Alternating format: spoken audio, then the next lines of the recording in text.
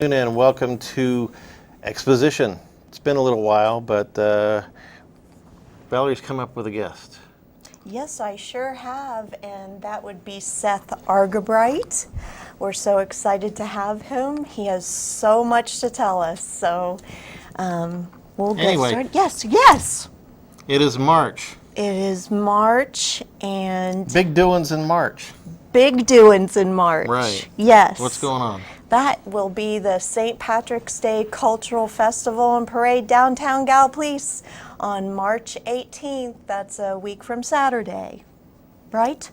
And we have Seth actually involved in a new part of our festivities, and I can't wait till he tells you a little bit about that.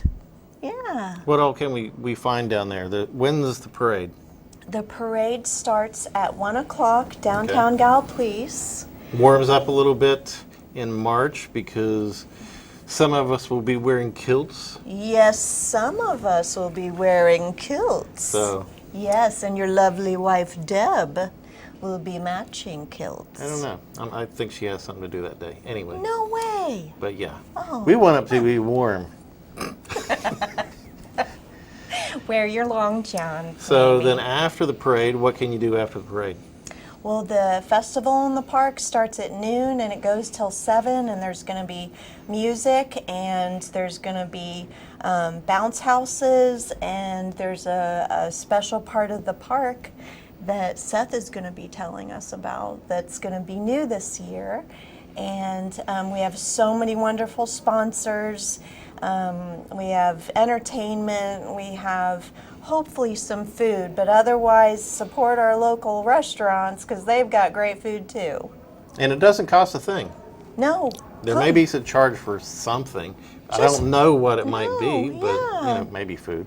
Well, our artisans, hopefully, we'll have a lot of artisans that'll be selling their wares.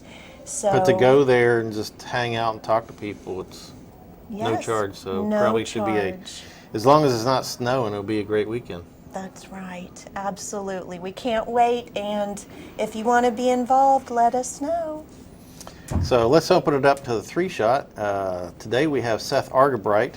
Yay, Seth. And a different character, a mixture of things. We're so excited. He's just like a multitude of talents. Mm-hmm. Don't know about all that, I mean, but thank you. what you do for fun versus your day job is worlds apart. Absolutely, yes. Unless there's some overlap there that I don't know about. I will say there are elements of my pastimes that can definitely come in handy in my actual profession, yes. Okay. So why don't you tell us a little bit about yourself? Okay, I am a Jackson County, Ohio native. I was actually born, however, in Owatonna, Minnesota in 1980. My family is from Jackson County originally. I went to school in Jackson County, and then after college I relocated to Gallia County to work. I went to the University of Rio Grande to learn music education, which I later changed to music performance. I have yet to achieve that degree. I'm on the 20-year plan, it seems. Okay. But It's never too late. absolutely, I 100% agree. In 2009 and 2010, I made a pretty big career change, and I joined the local police academy, and from there was commissioned with the Gallia County Sheriff's Office. Very good. So you're Nice. banging down perps. Yes, as many and as fast as we can get them. That's right. And that's a big job in itself. It absolutely is, yes. But what you do on the side is a wonderful outlet. Absolutely, 100%, yes. So what all do you do on the side that, I know you've got a lot of different talents. The broadest way to describe it would be to say I do community theater. Okay. And for me, that encompasses a lot of different things. It started out as doing musical theater, musicals. I began doing musicals when I was in the 8th grade, and I did them all through high school, and after graduation, I began to do them in college in about 2005. From there, I branched out into other things like some reenactment of Shakespeare, shortened segments of Shakespeare works. I do a recurring one of those each year in Vinton County at a place called Ravenwood Castle.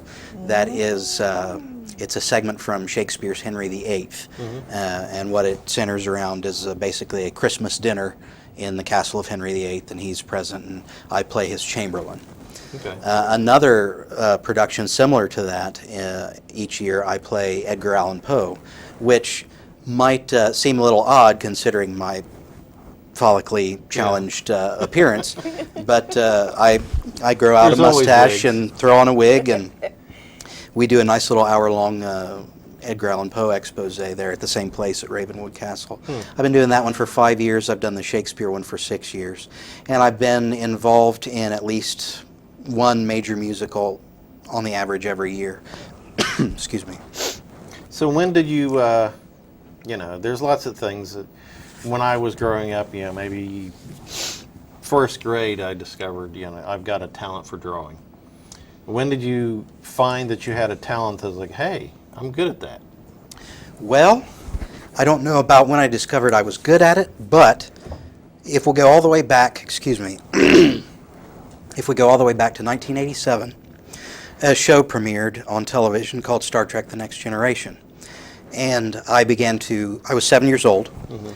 I began to impersonate the British accent of the actor Patrick Stewart. He's from northern Yorkshire in England, and I began to impersonate that. And from there I developed, I started looking at other accents, Russian accents, and Irish, Scottish, and as this little kid would go around speaking in normal language in those accents. I still do that to this day, and in my current profession, it kind of raises some eyebrows, but Yeah. you got to keep it in character, so to speak. If we go back to 1992, my older sister brought home a cassette tape of the show Phantom of the Opera by Andrew Lloyd Webber. And I'd never really paid a whole lot of attention to musical theater prior to that. I was aware of it, didn't really pique my interest. But when I heard that music, it spoke to me. And I actually stole the cassette from her and wore it out. And to this day, I think I have every word of that show memorized. But from there, I thought, I think that's something I could see myself doing. I can already impersonate all these different accents, and I have an interest in the stories, the fiction around a lot of the musical theater. So in the 8th grade, I got the opportunity to actually do a show here at Rio Grande with the late Ed Rourke, who was a professor of theater and arts here. Fiddler on the Roof. I was in the chorus. I had 4 lines, had the time of my life. Absolute time of my life. I remember that show. And as a result of that, Mr. Rourke gave me probably my first leading role the following year. I was a freshman in high school, and I did another production here called Little Mary Sunshine. And I played a second male lead to Alan Ross as we were forest rangers marching through Colorado. And from that point on, I was in high school, and we were fortunate enough at Jackson High School to have a pretty dedicated drama program. We always did a fall play, we always did a spring musical, and we tried to do them as best we could. We were real serious about it, and I had a good group of friends also involved in that. When I got to college, I focused more on learning music, becoming musically proficient in vocal music and in piano. But in 2005, I got back into community theater with an organization out of Meigs County, Ohio, called the River City Players. I've done many shows from them. In 2012, I became involved with the French Art Colony's Riverby Theater Guild, and I did 3 productions with them. We did Sweeney Todd in 2012, we did Les Miserables in 2013, and Oliver in 2014. In 15, I rejoined the River City Players for a show. We did The Addams Family. I played Uncle Fester, if you can believe it, and it was great fun. And this year, I have joined the Ariel Opera House.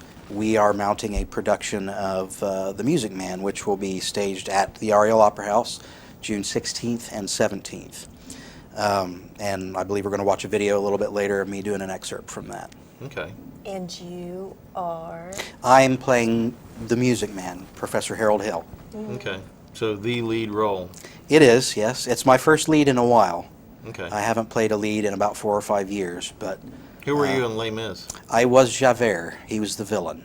Okay. Yes. Well, that's fun. Yes, it was He's very also fun. the cop. He is also the cop, yes. Right. So I didn't have to really put a whole lot of acting into that. It just kind of Oh. flowed naturally. He's a jerk. He is, absolutely. But hey, that's you got to be that way sometimes. Yeah. Oh, that's awesome. Well, Yeah. before you brought up the Festival festival. on the 18th of March So what in can you downtown tell us about the Gallipolis. festival? What do you bring to the? Seth and his cohorts, My partners in crime, my Partners in cohorts, crime. my henchmen. yes. I like Oh, that one, henchmen. Henchmen. Yes, that's a good one. Yes. Or henchwomen, I think, in this I case. think hench people. Yes, hench persons. Hench persons. Yes. Okay, we Yes. figured it out. We can move on. Hinge persons. Yes. Hench persons.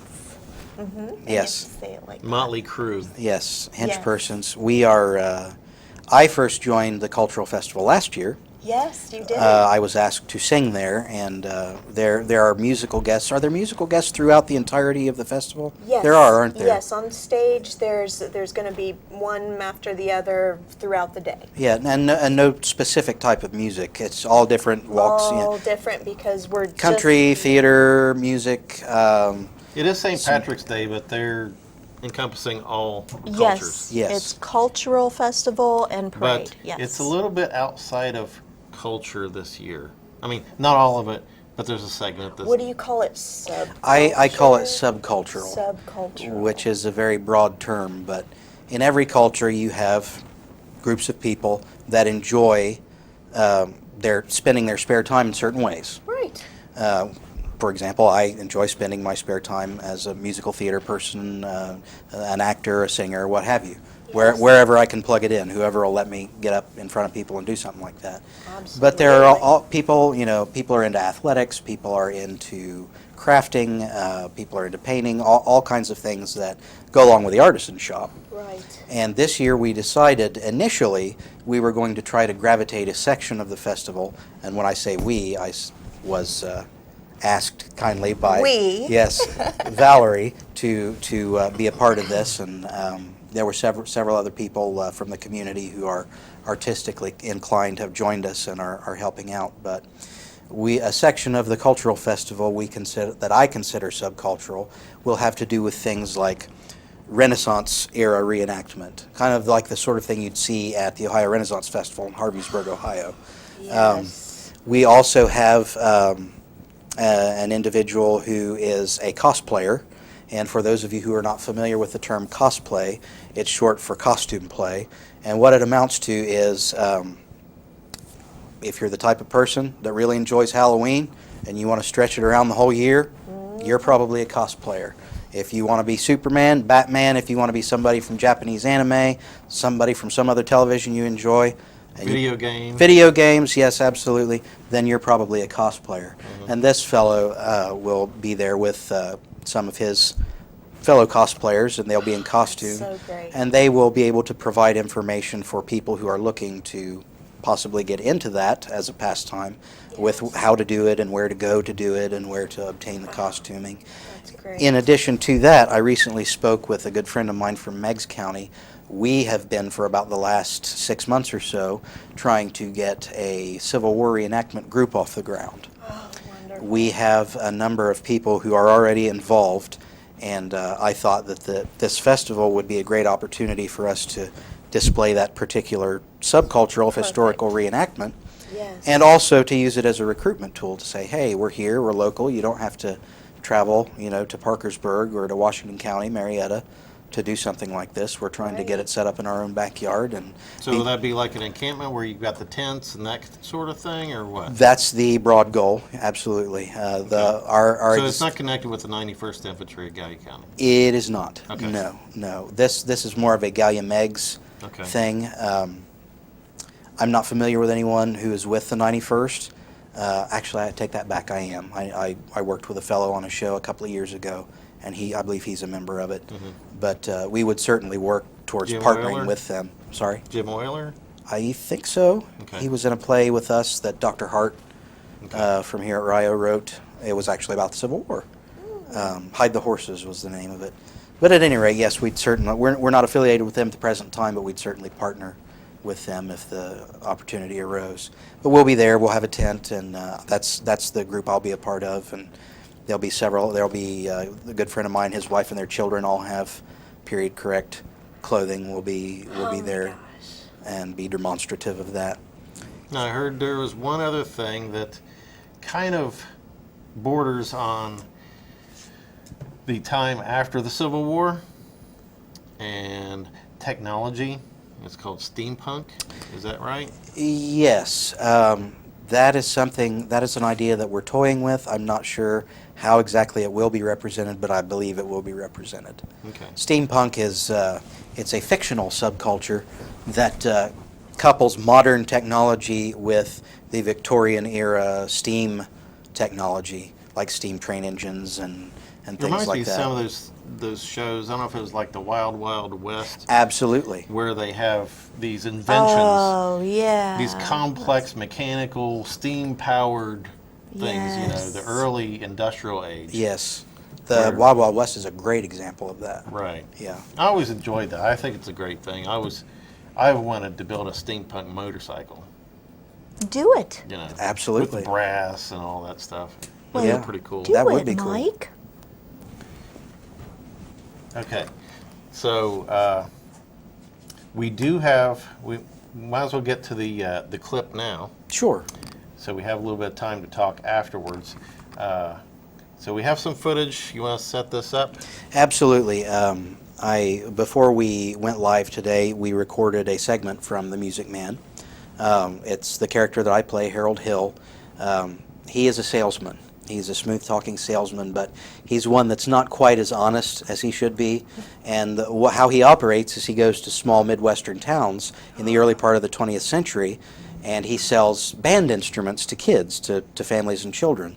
And the idea is he's going to teach them how to play and have a band. Well, he skips town with their money before it gets to that. In order to convince the town of River City, Iowa, that they need to buy his instruments, he creates a false impression that there's trouble in the town. And what he associates with that trouble is the local billiard parlor just got a new pool table. And Just like today's culture of fear. yes, There's a boogeyman, Yes. and you got to do this so Yes. that it doesn't get you. absolutely. So he points out this pool table and says that pool is going to be responsible for the downfall of the city's children, and that is what this particular musical number is about. It's What would be the time period for the music? 1912. 1912. Yes, Okay. year 1912. Because there's some references in there I didn't quite get. There are. Oh, yes, that's right. And there are several of them. I still don't know what they are. I need to look them up. But there is one case in which Harold Hill refers to something called sen-sen. That's spelled S-E-N-S-E-N. And sen-sen is actually one of the first American breath fresheners. So listen for that in this. There'll be other things that you hear that don't really strike a chord with you, but I'll have to look those up. Okay. Play that beautiful bean footage. Well, you got trouble, my friend. Right here, I say trouble right here in River City. Why, sure, I'm a billiard player. Certainly mighty proud to say. I'm always mighty proud to say it. I consider that the hours I spend with a cue in my hand are golden. Help you cultivate horse sense, a cool head, and a keen eye. Did you ever take and try and give an ironclad leave to yourself from a three-railed billiard shot? Ah, but just as I say, it takes judgment, brains, and maturity to score in a balk line game. I say any boob can take and shove a ball in a pocket, and I call that sloth. The first big step on the road to the depths of degradation. I say first, medicinal wine from a teaspoon, then beer from a bottle. And the next thing you know, your son is playing for money in a pinchback suit. And listening to some big out-of-town Jasper, hearing him tell about horse race gambling. Not a wholesome trotting race, no, but a race where they sit down right on the horse. Like to see some stuck-up jockey boy sitting on Dan Patch. Make your blood boil? Well, I should say. Now, friends, let me tell you what I mean. You got 1, 2, 3, 4, 5, 6 pockets in a table, pockets that mark the difference between a gentleman and a bum with a capital B, and that rhymes with P, and that stands for pool. And all week long, your River City youth will be frittering away. I say your young men will be frittering away their noontime, supper time, chore time too. Get the ball in the pocket, never mind getting dandelions pulled or the screen door patched or the beefsteak pounded. Never mind pumping any water so your parents are caught with a cistern empty on a Saturday night, and that's trouble. Oh yes, we got lots and lots of trouble. I'm thinking of the kids and the knickerbockers, shirt-tailed young ones, peeping in the pool hall window after school. You got trouble, folks, right here in River City. Trouble with a capital T, and that rhymes with P, and that stands for pool. Now I know all you folks are the right kind of parents. I'm gonna be perfectly frank. Would you like to know what kind of conversation goes on when they're loafing around that hall? They'll be trying out Bebo, trying out Cubebs, trying out tailor-mades like cigarette fees, and bragging all about how they're going to cover up a telltale breath with Sensen one fine night. They leave the pool hall heading for the dance at the armory, libertine men and scarlet women, and ragtime, shameless music that'll drag your son and your daughter to the arms of a jungle, animal instinct, mass hysteria. Friends, the idle brain is a devil's playground. Trouble right here in River City, with a capital T, and that rhymes with P, and that stands for pool. We've surely got trouble right here in River City. Gotta figure out a way to keep the young ones moral after school. Mothers of River City, heed the warning before it's too late. Watch for the telltale signs of corruption. The moment your son leaves the house, does he rebuckle his knickerbockers below the knee? Is there a nicotine stain on his index finger? A dime novel hidden in the corn crib? Is he memorizing jokes out of Captain Billy's whiz-bang? Are certain words creeping into his conversation? Words like swell and so's your old man. Oh, if so, my friends, you got trouble right here in River City, with a capital T, and that rhymes with P, and that stands for pool. We've surely got trouble right here in River City. Remember the Maine, Plymouth Rock, and the Golden Rule. We've got trouble. We're in terrible, terrible trouble. That game with the 15 numbered balls is the devil's too. Oh yes, we've got trouble, trouble, trouble. With a T, gotta rhyme it with P. That stands for pool.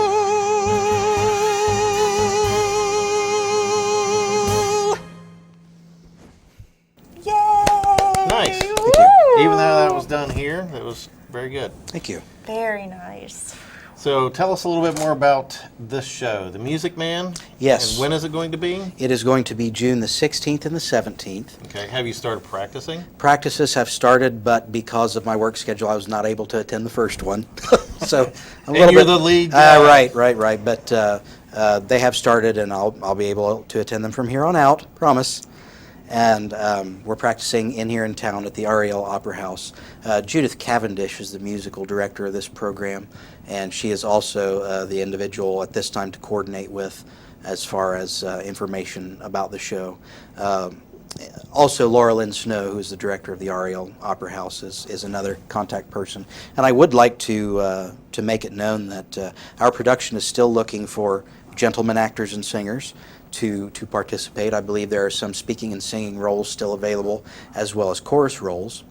And if you go to the Ariel Opera House website, which off the top of my head I cannot remember, however, if you Google Ariel Opera House, A-R-I-E-L, Opera House, you'll get it.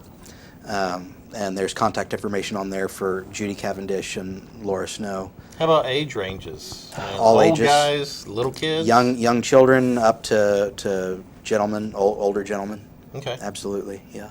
It's very adaptable. Mm-hmm. It's supposed to be representative of a Midwestern town in America in 1912, so you'll have people from all walks of life. Right. And costuming and all that? Yes. Time period costuming, which is kind of similar to what I'm wearing today, only not quite as modern. Right. Yeah. I can't wait. I can't either. Should be a good show. Looks like fun. Yes. Anything else on the radar? Are you just going to get through this in the summer, and that's I pretty much think for I the got to year? get through this. I can't take on too much at once because of my day job.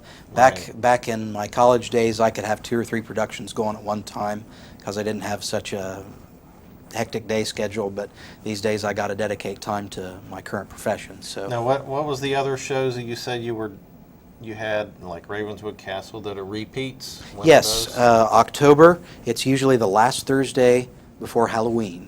And that's at Ravenwood Castle, which is in Vinton County, Ohio. It's a castle That is a bed and breakfast, and they have a performance space that we use. That's in October, and then the second weekend in December is the Shakespeare's Henry VIII segment. Okay. How fun is Anything that? else in between there? No, but if something comes up, I'll let you know. Okay. That's awesome. And you don't have your own website for your... I do not. Okay. If that ever happens, it will probably be a Facebook site, and I am available to be booked for small events, weddings, What dinner would you theater. do at a wedding? I would sing. A wedding singer? Yeah. He sang last year at the festival. It was Yes, amazing. I did. Okay. Going to again this year. Yay! All right. Thanks for being on. It was Thank my you honor. so Thank you for having me. much. Very talented. Thank you. Yes, So, sir. and thank you, audience, for watching. And Absolutely. be on the lookout for Seth. Fun to watch. So Yes. we'll see you hopefully next month on Exposition.